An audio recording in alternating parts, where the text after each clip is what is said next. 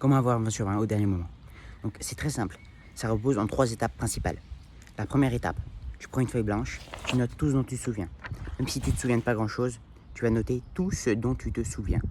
Ça peut être des références, des films, des dates, etc. Tout ce dont tu te souviens, même si tu te souviens de rien. Ok. Deuxième étape, tu vas essayer de l'enseigner à quelqu'un. Tu l'enseignes en essayant de comprendre ce que tu vas dire. Qu'est-ce que je veux dire par là?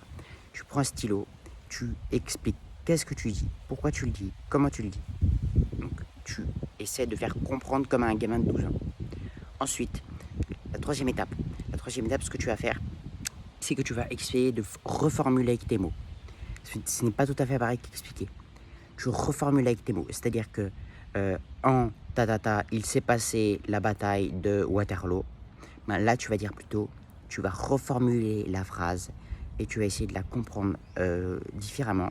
Donc, la bataille de Waterloo impliquait le il s'est passé ça car il y avait ça et avant il y avait ça. En fait, c'est assez simple. Il faut se poser des questions basiques. Qui, quoi, comment, pourquoi, dans quelle mesure, etc. Donc, tu te poses toutes ces questions pour le sujet que tu as. Donc, imaginons que tu prennes un devoir d'histoire-géographie. Tu prends cela, tu poses toutes les questions et tu vas trouver un raisonnement qui enchaîne. Donc ça, c'est les 3 étapes principales. La feuille blanche, donc tu notes tout ce dont tu te souviens, tu reformules avec tes mots.